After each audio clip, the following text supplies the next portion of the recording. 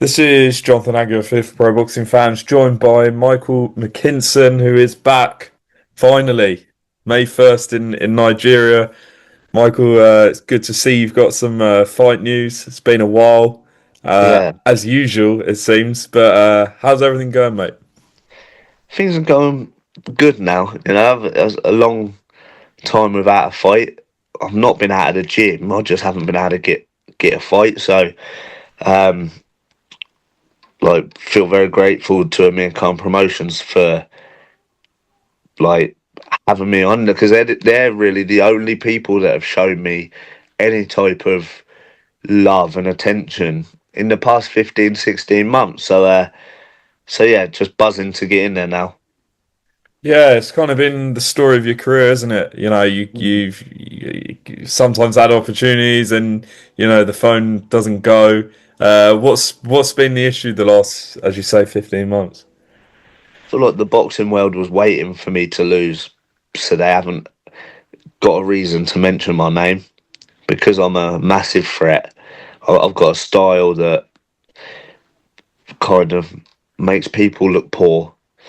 So I've lost to Mbenge, and then the commentary teams have never mentioned me.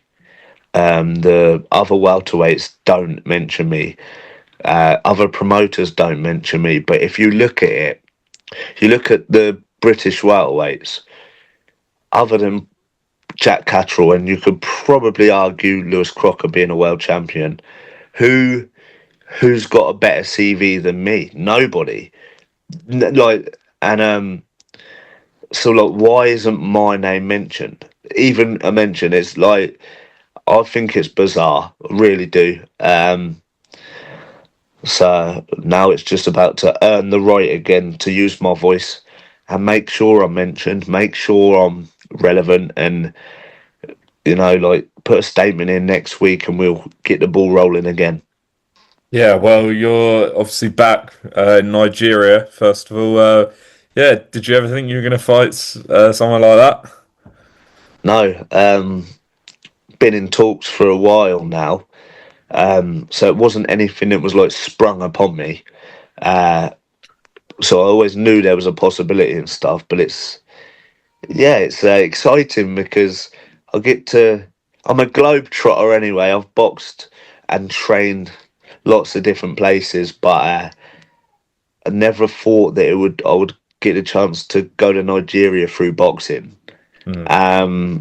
So yeah, it's very exciting. I can't wait to get there for the Nigerians to like start liking me, embrace me, and win a few more supporters over. The guy you're fighting is unbeaten, Mohammed Sahnoun. He's, I think, 8-0. So, yeah, was this a bit of a risk, this fight, or not? It's a massive risk, really, isn't it? Boxing a young guy, it's must win because for me in my career, it's must win. So it is a risk, but beggars can't be choosers. What house have I had? I can't just say no and wait even longer. So I'll do my job. I've prepared. I'll go in, make sure I get that W. Um, he's looked very good in the videos we've seen. He 8-0, I think, 6 knockouts. One of those he was going to knock the guy out, but then the guy got disqualified. So you can say 8-0 with 7 knockouts, but at a level, and the level that I am and the level I've competed at is a long way away from the level he's ever competed at.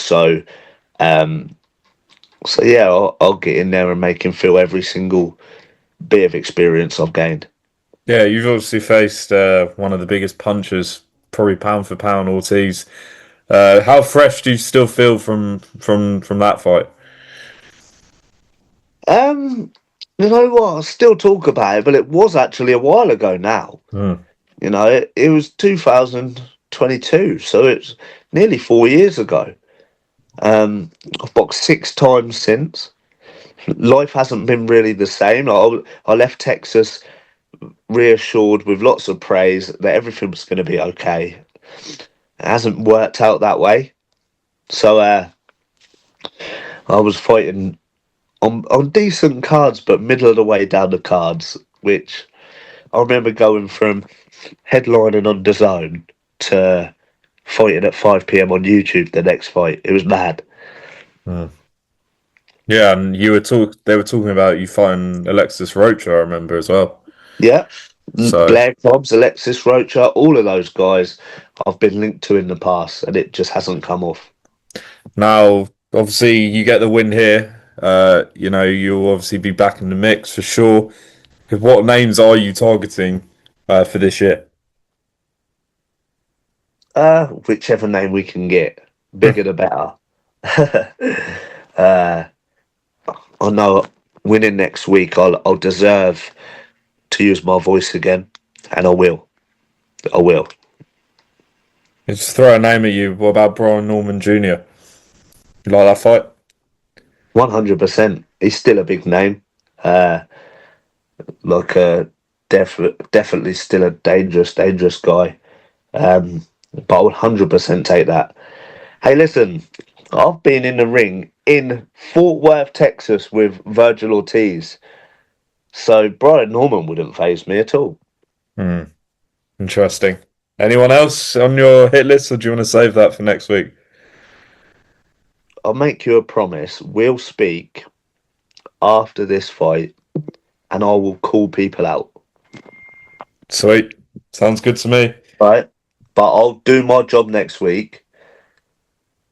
Once that's done, you'll see a different Michael McKinson. You'll see a loud Michael McKinson, definitely. And, the guy you've obviously always been linked with, the fight obviously never happened, was Conor Benn. He's looking like he's going to come back and fight Ryan Garcia. What's your thoughts on that fight? I think if it happens, and I think Ryan Garcia knocks him out. I don't think Conor Benn I don't think Conor Benn could beat anyone in the top 15 in the world, and that's my honest opinion. I don't think he looked great against a very poor Regis Prograis. He hasn't knocked anybody out since the drugs ban. So think what you want, but I don't think he's a world-class fighter. He's a good fighter. He's exciting. He's definitely value for money, but he's not a world player. I don't think he can stand with them elites. And if it's a Ryan Garcia that we kind of had back last time, Ryan Garcia that's with his dad and managed to get himself together to beat Barrios, then he beats Conor Benn, definitely. And, I think Josh Taylor said he thinks he's at the British level. Where do you think he's at? You can't say he's at British level because he hasn't even had a domestic fight. Why has he never had a domestic fight? Look how many welterweights that are there that he can pick whoever, right? He needs to. Because right now, I wouldn't even say he's British level. He hasn't proved it. Do you think he's lower than that, or you just don't know where he's at?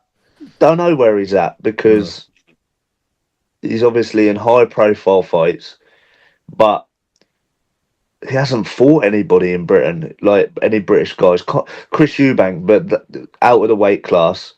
So, like,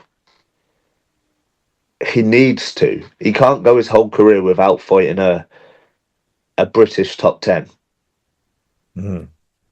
Top 5, top 10. I'll take top 10, but he can't go his whole career without doing that because the chances are he'll come up unstuck at a lower level. He wouldn't mind coming unstuck at a world level or something, but, he has to fight a British guy, a British 147, if he's going to compete at 147. You always used to say that you didn't think he would lay a glove on you. You still believe that? Yeah, I don't think he would. Me, Jack Catterall, who has like a similar sort of style, I don't think he touches us. Well, listen, May 1st, you're back. Michael, Nigeria. When do you head out there? We head out Monday, so Cool. nearly there, nearly there. Well, best of luck with the fight. Don't miss it on DAZN, obviously. You and Mohammed Sahnoun should be a good one. And yeah, speak soon, mate. All the best. Nice one, mate. Good to speak to you.